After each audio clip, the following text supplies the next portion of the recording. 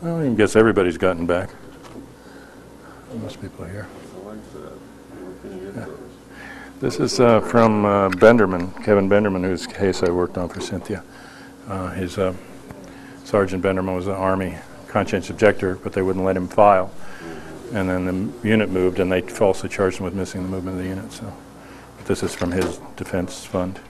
You can look up Benderman on the web, and you'll find it. But I like it too. Yeah. No, I got you. We'll have a screen tomorrow, but use this for tonight. So, and if there's people who want to stay afterwards, I do have some other DVDs and CDs. But this is Randy Benson, and he's been following us around.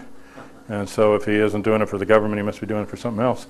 And he's been an award-winning film documentarian, and he's doing a film about the researchers, so he can tell you more about it, and he's going to show an excerpt from it, and then hopefully show the whole film next year. Yeah. Well, yeah, let me give you the mic. Oh.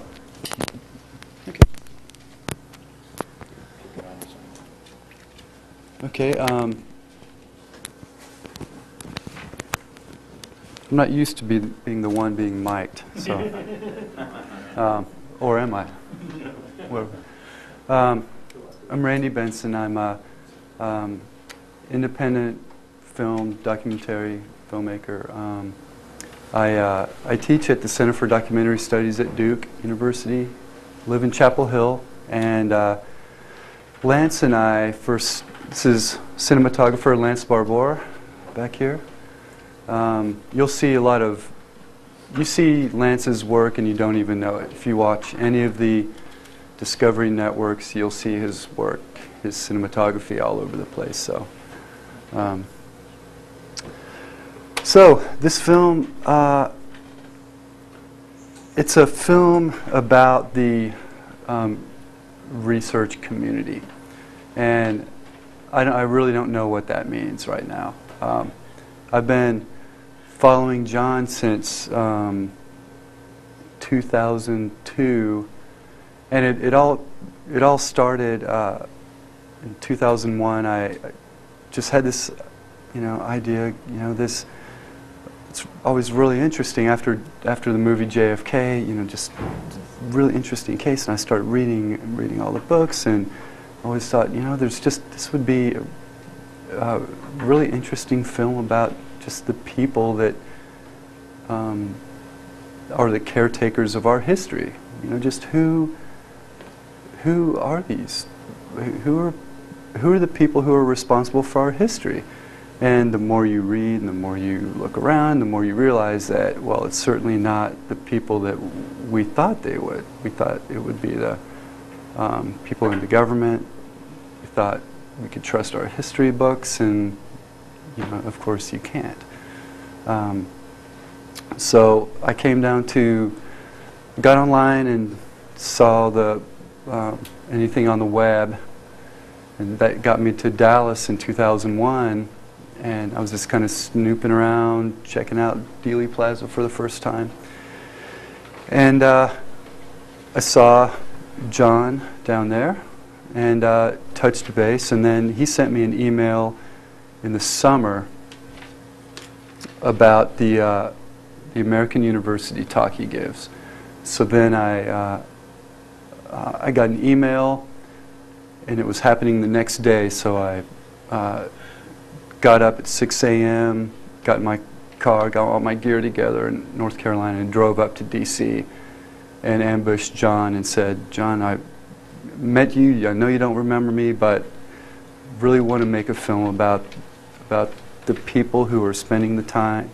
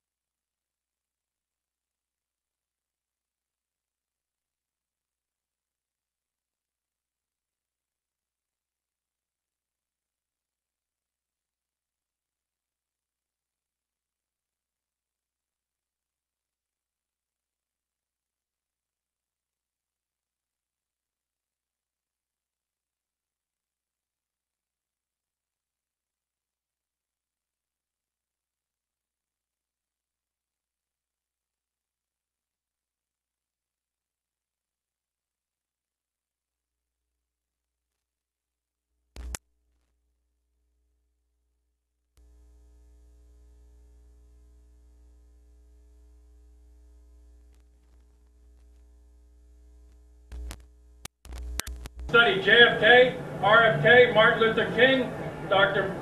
Malcolm X's assassination, and other political assassinations. We're made up of forensic and ballistic and medical experts, of academicians and authors, of independent and serious researchers. I've been coming out here on the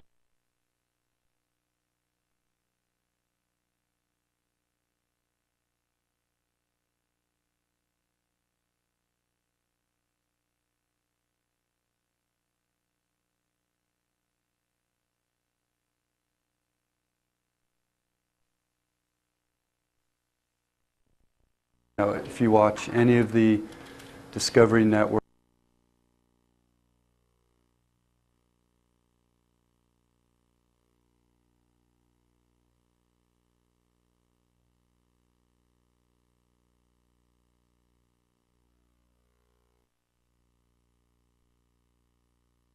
Go back.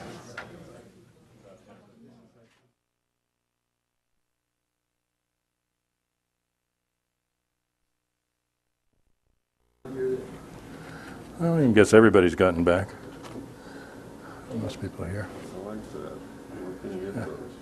This is from Benderman, Kevin Benderman, whose case I worked on for Cynthia. Sergeant Benderman was an Army conscientious objector, but they wouldn't let him file. And then the unit moved, and they falsely charged him with missing the movement of the unit. So, but this is from his defense fund. You can look up Benderman on the web, and you'll find it. I like it too. Yeah. No, I got you. We'll have a screen tomorrow, but we use this for tonight. So, and if there's people who want to stay afterwards, I do have some other DVDs and CDs. But this is Randy Benson, and he's been following us around. And so, if he isn't doing it for the government, he must be doing it for something else. And he's been an award-winning film documentarian, and he's doing a film about the researchers, so he can tell you more about it, and he's going to show an excerpt from it, and then hopefully show the whole film next year. Yeah. Well, yeah, let me give you the mic. Oh.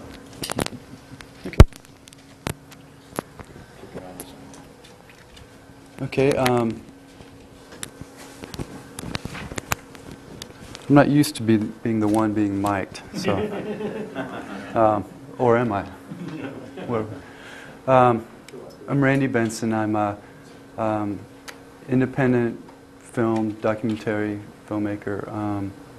I teach at the Center for Documentary Studies at Duke University, live in Chapel Hill, and Lance and I first, this is cinematographer Lance Barbour back here. You'll see you see Lance's work and you don't even know it. If you watch any of the Discovery Networks, you'll see his work, his cinematography all over the place. So this film, it's a film about the research community, and I really don't know what that means right now. I've been following John since 2002, and it all started in 2001. I just had this, idea. It's always really interesting after the movie JFK. Just really interesting case, and I started reading all the books, and I always thought, this would be a really interesting film about just the people that are the caretakers of our history. Just who are these? Who are the people who are responsible for our history? And the more you read and the more you look around, the more you realize that, well, it's certainly not the people that we thought they would. We thought it would be the people in the government. We thought we could trust our history books, and of course you can't. So I came down got online and saw anything on the web, and that got me to Dallas in 2001. And I was just kind of snooping around, checking out Dealey Plaza for the first time. And I saw John down there and touched base. And then he sent me an email in the summer about the American University talk he gives. So then I got an email, and it was happening the next day, so I got up at 6 a.m., got in my car, got all my gear together in North Carolina, and drove up to D.C. and ambushed John and said, "John, I met you. I know you don't remember me, but really want to make a film about the people who are spending the time, who are spending the hours and hours and hours in the National Archives digging up our history. These are the people who are preserving our history, and no one else is doing it." And so it just kind of started there, and we've just been to the COPA conference every year since, and every year but last year up in D.C. But now I'm at the point, take a step back, I just got married, so the last 18 months of my life I haven't been working on the film, sorry. But now I'm back, and the goal is to have the film finished for next year. And in an ideal world, it would have the premiere at the Texas Theater, newly refurbished Texas Theater. So that's the goal. So in this next year, I will be traversing the country as much as possible, getting as many interviews as I can, and speaking to as many people as I possibly can. And so what you'll see tonight, I have 3 just excerpts of interviews and some footage, 3 10-minute. Please don't feel obligated to stay. What you'll be looking at is raw footage, but I think you'll see in the spirit of where I want to go with this film is you'll see in these interviews. You'll recognize the guy in this first. We'll recognize all 3.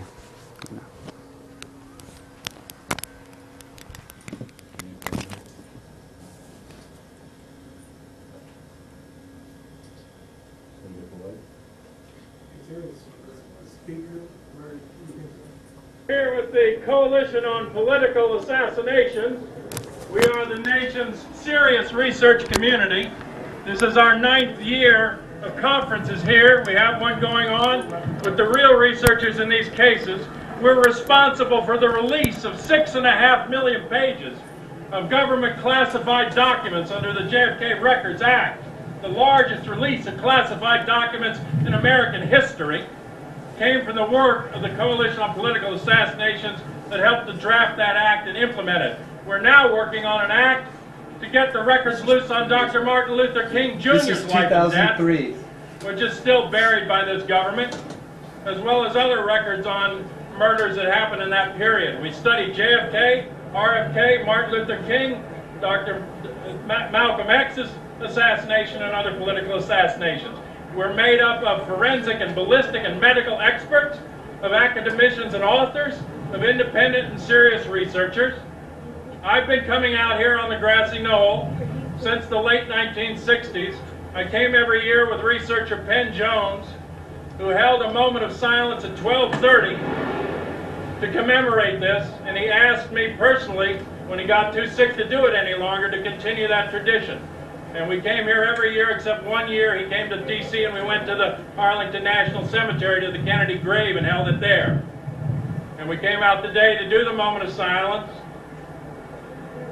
and to be here to commemorate what happened, but also to challenge this country to become a democracy.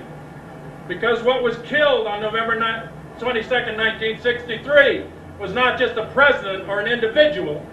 Truth was killed, and hope was killed, and a government that responded to popular movements was killed, and a hope for democracy in this country was taken instead by a military industrial intelligence complex that President Eisenhower warned before Kennedy came into office would rise into power if it wasn't held back. And Kennedy said he didn't want a Pax Americana like the neocons that live in the White House now. and take us into what we're told will be a war that won't end in our lifetime, and a war with 60 countries, and a permanent war economy. If you want to know why you have a deficit in this country, it's the Pentagon. That's where the money goes. You can't cut taxes and increase the cost of the Pentagon and the intelligence agencies and not cut social services and education and welfare and health and medicine and anything in this country that could be really developed. And the irony is that we live in a time of absolute surplus where everyone on earth can be fed and clothed and housed and interneted and transported, and instead, because that wealth is concentrated in fewer and fewer hands, we have a government and a foreign policy whose agenda is to go after more of that wealth, to go after the resources that create that wealth, and to put our country and other countries at war perpetually in order to do that. But we are what's left of democracy in the world. We have the most potential of any country in the world to make democracy work. We have a strength that they are afraid of in this country, which is why they go to the lengths they do on television to deny what we're saying, and in the scrapping of the Constitution since 9/11. And they haven't told you the truth about 9/11. I grew up in Washington, D.C. I know that it's the most restricted airspace in the United States. I know that when a small commercial plane goes off course anywhere near that space, as it did just this week, they send up an interceptor. But I was watching TV locally in D.C. and was told a half an hour before the plane hit the Pentagon that a plane was coming to Washington, D.C. Now, if I knew, they damn well knew. They have F-16 fighters at Anacostia Naval Air Station. They have F-18s at Andrews Air Force Base just to the south of us. They don't have to go down to Langley, Virginia, 130 miles away to get a fighter jet up, or if they do, they don't have a defense of the United States. They said we didn't have a mechanism. I sat on the damn mechanism when I was 10 years old. My parents who worked at the Pentagon took me out for lunch in the courtyard, and I sat on a silver box.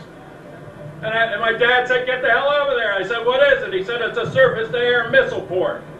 In 1999, I talked to the head of security at the Pentagon. He pointed up, he told me they were on Delta alert because of bomb threat calls, their highest form of alert. They didn't go to Delta on 9/11, they only went to Charlie. So on phone calls, I got Delta alert 1999. He points to the roof of the building and he says, "And we have camera and radars up there so they don't run a plane into the building." I am quoting you. So they don't run a plane into the building. They knew that planes could be used as weapons. They knew that Al-Qaeda had used planes as weapons. When Bush went to the Genoa summit, they made sure no planes could fly over the area. And the pilots were quoted that took off from Langley to defend us in the book Among the Heroes. You know what they said? They said they were scrambled to go to New York. And they were asked on the way to look over and see if the Pentagon had been hit. If they can't defend the Pentagon, what did they do with the $13 trillion they took since the end of World War II? If they can't defend their own building, how can they defend you? And if they didn't defend it, then they let it come. And why did they let it come? And what's happened since to this country? And what direction is this country headed in? You don't even know yet who was on that plane. Do you know that 8 people have come forward in Saudi Arabia and Egypt and said, "That's me, that's my ID, that's my picture, I wasn't in America, I wasn't on that plane"? You don't know yet what happened on 9/11, and we're after this commission now that's supposed to be studying it to make them ask the right questions, just as we should have been on top of the Warren Commission in the 1960s, and more of it's done that. But you can't have democracy or truth unless you demand it. If you want a democracy, you have to make it a democracy. And Jefferson said that there is no safe repository for the powers of a society except the people themselves. And he said if you think them unable to exercise their discretion in a wholesome fashion, which means you think they're too stupid, the solution is not to take their power from them, he said, but to inform their discretion. He said some say that man is not ready to govern himself. He said, how is it then that others are ready and can govern? But if you want a democracy, you have to make it a democracy. And the first step is to take back your history. Because what's buried by the Warren Commission and this classification system since the end of World War II is American history. There's 27 buildings in Suitland, Maryland. 27, an acre in size, underground, and they house just the military classified archive since the end of World War II. 27 acres of buried documents in history in this country. You wonder why they say people abroad hate the United States. It's because you don't know the history of the United States and what they've done in those countries in your name for the last 50 years. If you did know it, you'd understand damn well why people are angry at the United States. For every single dictator this country's ever taken out, they've put in 80 dictators. If you think they went over there because they were mad with Saddam Hussein, they put Saddam Hussein into power there. Just as they took Kennedy out of power here when he didn't go along with their plans. He was pulling out of Vietnam. He was working to create a détente with the Soviet Union. He wanted to end the Cold War. He wanted to end the arms race. He was threatening to get rid of the oil tax depletion allowance, which was a $27 billion tax write-off in 1963. $27 billion in 1963. That's real money. It's not like the $87 billion now. That's real money, and it was money that financed elections in this country. He said in October that he was going to go in and scatter the CIA to the four winds because he knew that they were lying to the president of what they did. There were many reasons they wanted to kill him, and this death came, as Penn Jones knew, as Garrison knew, and all the early researchers knew. Not from some anti-Castro Cubans on the ground, not from some mafia goons, not even from the CIA. It came at the highest levels. It came from the Joint Chiefs of Staff. This was a military coup d'etat. The Strategic Air Command bomber pilots I interviewed in the air when Kennedy was killed got wind of that news, and they went for their code books that would tell them what they were to do in an emergency and whether they were going to nuclear war, and they did not, to a plane, and they have them up on regular 8-hour stretch 3 times a day, a set of planes. None of those planes had a code book aboard. That's the defense of the United States compromised in that hour. There's no mafia goon or anti-Castro Cuban that could take those code books off that plane. The only person, in fact, who knew exactly how to do that was the person who designed the system to put them on. He's named Curtis LeMay. He hated the Kennedys. He said, we want to get those sons of bitches out of there. They were in the way. He didn't like it that they wouldn't go to nuclear war during the Cuban Missile Crisis. And he didn't like it that Kennedy wouldn't bomb Vietnam back to the Stone Age. And they thought that Kennedy was going exactly the opposite direction. He was talking about normalizing relations with Cuba. And they certainly didn't want that. There's money in war. There's profit in war. There's social control in war. And a permanent military economy grabs that money and puts it in the hands of a few people, and it's in their interest to continue wars. So when Kennedy and Martin Luther King, a year to the day before his death, came out against the war in Vietnam, they went out and stopped those people because they knew that they represented a hope for change to this society. And they killed that hope in '63 and in 1968. And they killed it for a specific reason, because they don't want us to hope. They want us to believe that we are powerless, that we can't stand up to them. Yeah, we killed the president. What do you want to do about it? We can sure as hell kill you. But they can't kill all of us. There's more of us than we can think, and we can make it into a democracy. And if we don't, the nightmare that will result from the path that we've been on since 9/11 will make the Kennedy assassination look like a Sunday school picnic.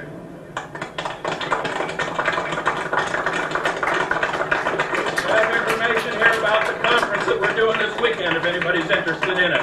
We have schedules here. We're right over there at the Hotel Lawrence. That's right, they're in charge. We're in charge. We make it into a democracy. That's what we have to do. Well, not if you sit there and say you're not in control, but if you understand you're in control, then you take back the taxes, you allocate them yourself, you directly decide what kind of policies you want, and you don't rely on representatives that they can blackmail and bully and bullet. You don't need a representative. You only need a representative when you have a horse. The handheld mic. That's what they had in the 1700s. They had a horse. That was communication and transportation. You're in the 21st century. You can communicate directly. You have a commonwealth of a media that you can take back from these corporations. You can openly debate policies. This is what George Washington said. He said there shouldn't be political parties. He said policies belong to the people as a whole. And he said when a party is formed, it puts it back in the hands of a few. Jefferson said there's only two parties, no matter what they call themselves. Those who want to take power from the people and put it in the hands of the elite, he said those are the aristocrats.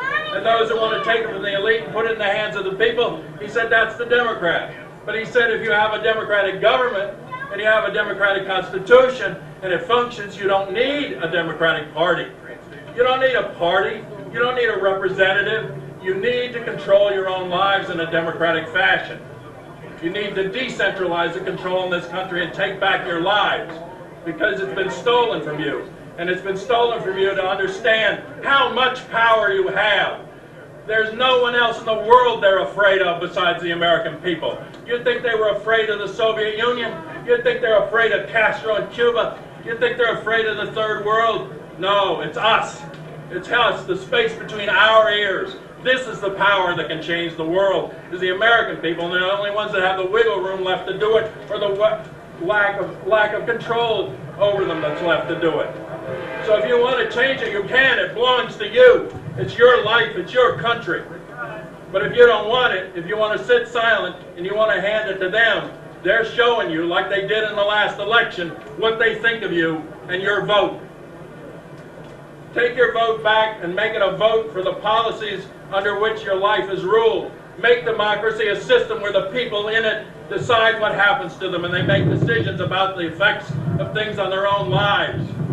Nobody can represent that. I can't represent you. Why would you try to represent me? I can't represent the people that are listening to me here. How could I? I'd have to split my vote 500 different ways. Let's represent ourselves directly. When we pay tax, let's allocate that tax as the last page of our tax form. Make it into a democracy, because otherwise, if you don't get at the truth, if you don't change this system, it's not going to destroy just America, it's going to destroy the entire planet.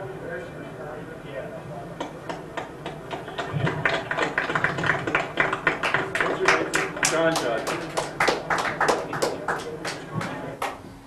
Ice cream, passionate about something. You know,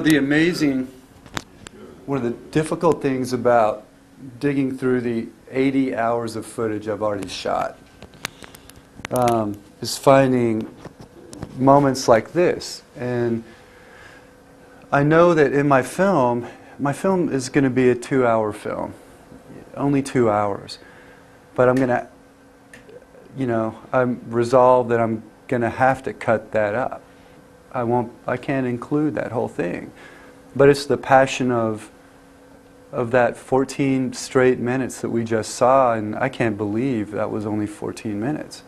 I mean, it felt like it went by in a heartbeat.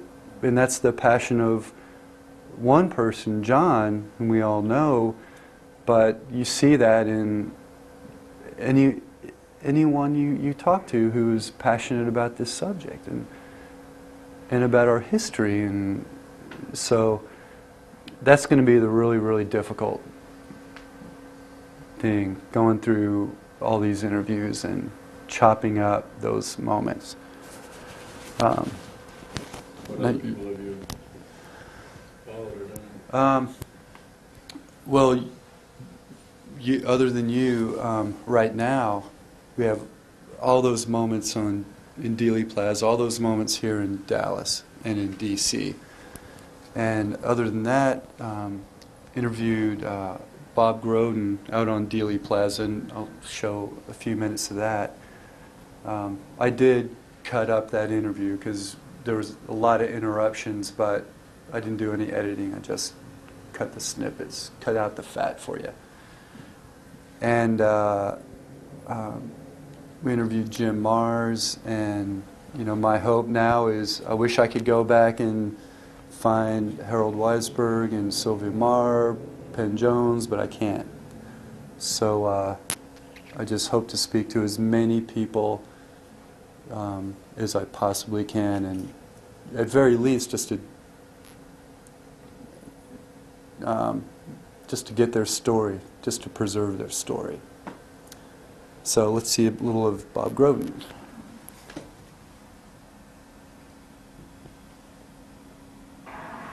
That back in January and February of 1975, I appeared at a conference in Boston about the assassination. It's called The Politics of Conspiracy. And for the second time ever, I publicly showed the Zapruder film to an audience. Based on that evidence, based on what I had shown that audience, I was asked to appear on national television, on Goodnight America, the Geraldo Rivera show. Back in those days, Geraldo still had an open mind and was willing to deal honestly with the issues of the Kennedy assassination. We presented the film to the national public and they were shocked. They wanted to know, why weren't we allowed to see this before? Why was this withheld from public view? And that created the public outcry that got me invited to Congress to present the evidence. The photographic evidence that I presented to Congress was so overwhelming that they had no choice but to at least question the Warren Commission findings. Because of that, they were open-minded and honest enough to present legislation to reopen the case and re-examine the Warren Commission and the evidence itself. The result of that conspiracy finding did change the history of what went on here in Dealey Plaza. And to this very day, we are now left with those who still believe the Warren Report on one side and those who are open-minded and intelligent enough to believe the House Committee report. The majority of the good work that's been done on the issues of the Kennedy assassination has been done by independent private researchers like myself. The government has done virtually nothing on their own. Everything that has been brought forward in medical evidence, ballistics evidence, photographic evidence, acoustics evidence, has all been brought forward by individuals who have actually done the work on their own. Unfunded, unsupported. We've done the work. The government then takes up on it when they can't avoid it any longer, claims it as their own, and then goes to another dead end without ever going all the way. Now, the research community is a very, very loose-fitting term. There are real researchers, people who have really done work in this case. Harold Weisberg, Sylvia Marr, Ben Jones, Mark Lane, Josiah Thompson, certainly. Many others. I'm almost ashamed that I can't mention them all, but there are so many of them. Some of them back in the 1960s into the 70s, some in the 70s into the 80s, and some now. But there are many members of this endeavor that don't really have both oars in the water. A lot of craziness has come out, a lot of purposeful disinformation has come out. There are people on our side of the case that have done more harm to this case than all that Gerald Posner's put together. It's hard enough getting the real evidence out there when you're just dealing with the other side lying about whether there was a conspiracy or not. When you've got people that pretend to be on our side presenting false evidence, it becomes impossible. There's just so much garbage that we have been force-fed through the last couple of years, and it only serves to disturb the direction of the finding of the truth, but it also tends to tire people out. Where people had an idea, and then here, shots came from the grassy knoll. Why do they have that idea? Well, the medical evidence shows it, the eyewitnesses show it, the acoustics evidence shows it, it's all there. You know, I've often wondered what would happen if the government got on the Today Show in the morning or Good Morning America and said, all right, yeah, we're tired of running away from this. We did it. What y'all going to do about it? That's the question. What could we do about it? We know there was a conspiracy. Whether Oswald was involved in it or not, there was a conspiracy. No question about that. In all of these years, no one has attempted to do anything about that, except Jim Garrison, and we saw what the government did to him. We don't have control of the news media. The news media has never been honest to us. We have been force-fed garbage on virtually every news issue since we were in diapers. When Walter Cronkite, Dan Rather, Peter Jennings get on TV and they tell us one lie after another about the assassination, what are we going to do? Except for the critical community, who's there to put out an alternative theory? History relies on us to at least present the evidence, but we need to be honest about it. We need to be accurate about it. And that's getting harder and harder as time goes by.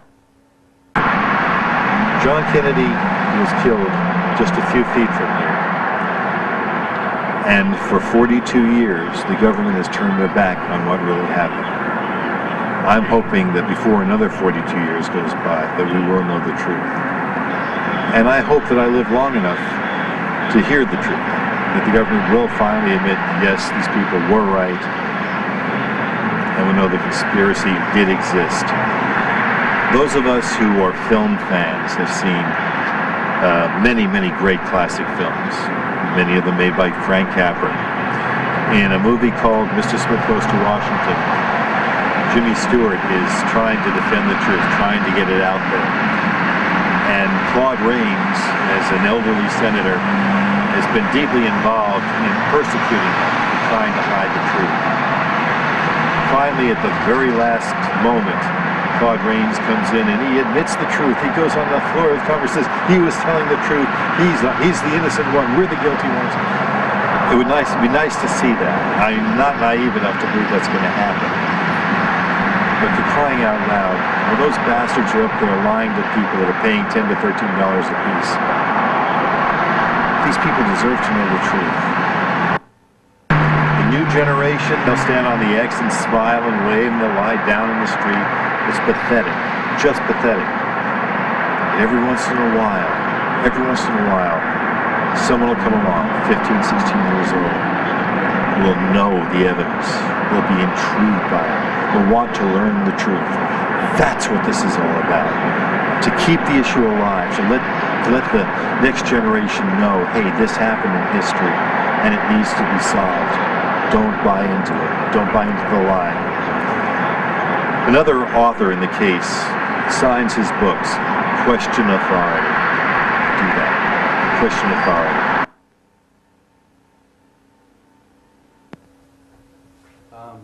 So that's something that we shot with Robert last year out on the knoll, as you can hear.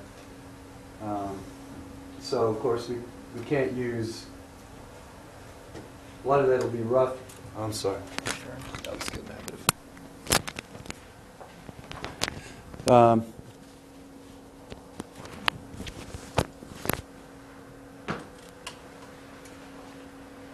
I don't know where I was going with that. I'm sorry. So you shot it with them on the knoll, you can't use all the evidence. Oh, well, just, you know, the sound is rough, obviously, because of the location. So, but a lot of what he says is, you know, really, really important. And you'll recognize this next spot is from 2003 as well, and he mentioned, Grodin mentioned Peter Jennings, so no further ado.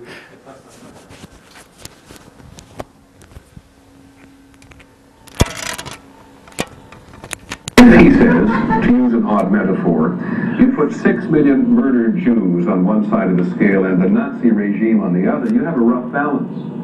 Greatest crime, greatest criminals. But if you put the murdered president on one side of the scale and that wretched waif Oswald, as Manchester calls him, on the other, it doesn't balance. You want to add some weight to Oswald, it would invest the president's death with meaning. Kennedy would have died for something. Manchester says a conspiracy would do the job nicely. I'm Peter Jennings. Good night. What I just saw was somebody that had a last little bit of shred of credibility in the media take the final leap. I mean, this is Peter Jennings, who at least used to try to tell the truth about the Vietnam War, now going along with, you know, the worst sort of garbage, where they just take people who already have their opinion laid out and have the reasons for it without any balance or even an attempt to get at truth, and just let these people come on and speculate about Oswald's motive and his life and this ridiculous computer graphic that doesn't prove a damn thing, you know. And it's all, well, of course you can prove something if your assumptions are wrong, you know. Then so if you assume this, then this, couldn't this? Well, yeah, but I mean, the basic facts of it are just totally skewered. And then they go through this long thing, creating a phony Oswald, a phony Ruby, you know, that have nothing to do with the real history, and then ascribing them all these motives that, you know, I mean, like as if these people were inside their brain. But the question you have to do is you have to look at Oswald and who he really is, and he's much more complex than this nonsense they were throwing out there. And just the same in the other cases. But this was just a panoply. I've never seen them put so many prevaricators and government hacks up in one program in such a concentrated period of time. Do you recognize some of the people they put up? Oh, absolutely, all of them. I mean, some I had never seen before, but I know who they were from the case. But yeah, I mean, there are people that have a reputation of writing books, and there's not that many. There's only a handful of writing books and being officials. But I mean, Jack Valenti. I mean, you know who Jack Valenti is? I mean, in his background and how much lying he's done on behalf of the government, tight with the worst elements in the administration, and Warner Brothers and mob connections and all of that. I mean, and for him to come up and I'm supposed to ask what he thinks about something. I know what he thinks about it. I know what he'll say about it. But I mean, there wasn't anybody on there with any balance or any credibility. These were people that had already tipped their hand. So it's not an investigation. It's just a lawyer's brief, and not based on much evidence. I don't think a regular jury would listen to that and come up with any kind of conclusion in their direction. So that'd be pretty frustrating. I mean, it's frustrating for me watching. Well, the reason it isn't for me is that I realize they have to keep going to these links all these many years after, because the public will not budge on this one. You see, they can push their other lies and get across with them, but the Kennedy assassination, the public has always, the vast majority have always known that there was a conspiracy and believed it, and they can't, no matter how much they wag their finger at them, they can't get them to go. And so, this is like, again, a last desperate attempt. It reminded me of Walter Cronkite years ago when CBS was doing this dirt, and he goes out there and they show the book depository behind him in the knoll, and he says, it just doesn't seem possible that one man firing one weapon could have done so much damage under ordinary circumstances. And then he takes his glasses off and he looks in the camera and he says, but these were no ordinary circumstances. He was firing at the President of the United States. Which means what? I mean, that's what we get as evidence or conclusion about historical reality. I mean, any academic historian would laugh his head off at that kind of nonsense. It's nothing but propaganda and mush. And not only because it doesn't take the other facts into account, but because the stuff they put up as evidence is so flimsy on the basis of it. So, I mean, that's why I'm not that frustrated, because I don't think anybody would be convinced by it, and I think it just, again, shows their desperation. But it's of the interest for the American media to prove the Warren Commission was right, because if so, then they have not failed in their duty for the last 40 years to tell the truth to the American public. It covers their rear end to say that the Commission was right, if there was no conspiracy. But the main idea that you heard over and over and over tonight is that what all of us are about is people that can't accept the idea that a lone nut could have killed a famous and wonderful president. Well, I'll tell you, I don't know anybody in the research community that ever started their work based on that thought or any thought like it. All of us went to the record, we went to the evidence, we looked at the facts, and that's what led us to the conclusion. And it has nothing to do with our psyches or what we can accept or not accept. And how can you think that I fluff my pillow at night and sleep better, thinking that there's a vast government conspiracy all the way up to the top levels of the government to kill the President of the United States and destroy democracy, that I sleep better thinking that than that a lone nut killed him? What sense does that make? But he comes on and says that that's something in the American psyche and people just can't accept the president. It's nonsense. What they can't accept is a phony government lie that was told by the Warren Commission, and they haven't since it was told, because it doesn't hold up to any scrutiny or any logical. You can't take the evidence that the Warren Commission did release and make it back up. And they say 6.5 million pages have been out, and we can't find a piece of evidence. Those 6.5 million pages have already rewritten the history of the Bay of Pigs, they've rewritten the history of the Cuban Missile Crisis, and they've rewritten the history of Garrison's investigation, and they black up that investigation, and they show that Clay Shaw was in the CIA. So those records are going to prove them wrong, but they pretend that there's nothing there. 6.5 million pages and nothing there. Case, files are open and the case is closed. But the reality is that the case is open and the files are still closed, and there are things that haven't been released. And it was John Thunheim, the head of the Record Review Board, who said that, not us. He said that the military intelligence and the others haven't come forward with the files yet, and he wants them released. So we aren't scrabbling around, but we know there's more. But we also know that there probably isn't a document that says go kill Kennedy, because they don't write them that way. There's only smoking documents, not smoking guns. But what there is in there is pieces of the history, not only of the backgrounds of those people, but how a government failed to respond in an investigation, as they're doing right now in the investigation of 9/11, with a similarly formed committee with all intelligence backgrounds and all sorts of conflicts of interest that won't even take any testimony under oath. They're doing exactly the same thing, and in fact, Keene, the director, compared them to the Warren Commission the other day. Compared himself to the Warren Commission. Can you imagine somebody doing that and thinking that, well, he is like the Warren Commission, whether he knows what he's talking about or not, or he thinks he's giving himself credibility. He's like that failed commission, and that's what this is going to be too, another phony investigation. And the American people, the families, stood up and turned their backs on him and walked out at the last public hearing. That's how frustrated they are with this nonsense that's passing for a government investigation. And the commission was no better. But most people don't go to the record, they don't go to the facts, they don't go to the depth. And when you do, the conspiracy is not a theory, it's a fact.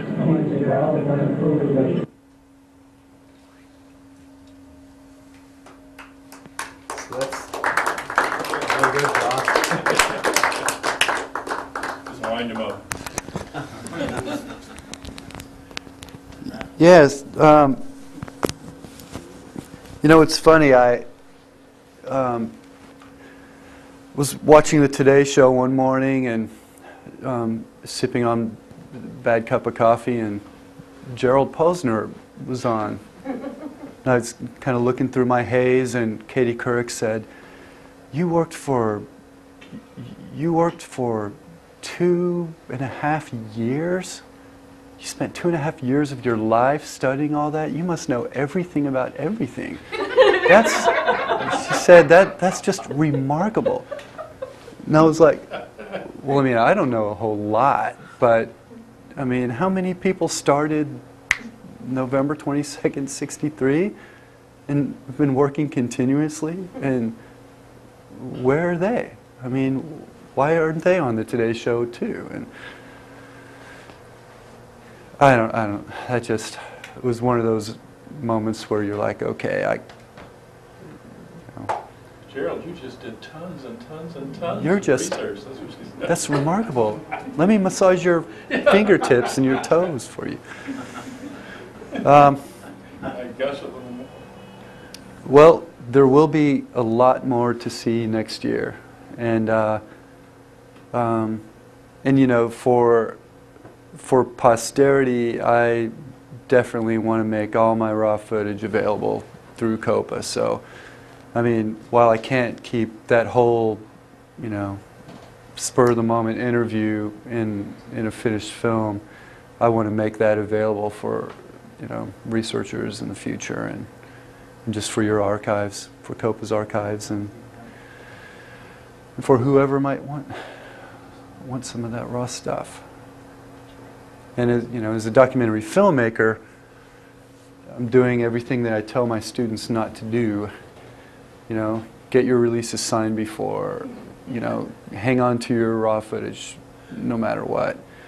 And with this, it's fine. So so thank you for indulging me with your time, and hope you enjoyed what little you saw, and you'll see more next year. So thank you so much. Thanks, John. Any questions? Any time to take a nap? Go to sleep? How would you get the film out? What does it take if you get a finished product? Okay. Well, I will have a finished product, so that's not an if. And I'm self-financing this. I want complete control. So My plan, my distribution plan with this is to go the festival route. My last film really gained some momentum, gained some currency, and through the festival circuit, it sold to the Independent Film Channel and to the Bravo networks, and had a long run. So, and they're interested in seeing my next piece of work, which is really nice. And so that's the direction I'm going to go with this right now. Does this mean straight to a network or straight to or theatrical? I don't know, but I see this as a festival film. Do you want to try and do theatrical release? Sure, absolutely. Maybe put it in for get it in for Oscar qualification without getting that far in. Well, I mean that would. The whole route. That's a dream, but yeah, a lot of those films start with, especially films that are in Oscar contention get considered. That's, you go to, start the festival world first. And I'm on some jury committees for film festivals, and I'm very confident that just the subject alone would, getting your film seen is the toughest part, and I think just a different take on something that people think they've seen a lot would get the film a lot of looks. Okay. Yeah. Send me a card and I might be able to help with the Los Angeles end of it. Okay, awesome. I will. Damn, I should have brought a card. Another thing I tell my students not. Well, thank you so much again. And from here on out, I'll be in the back of the room this weekend.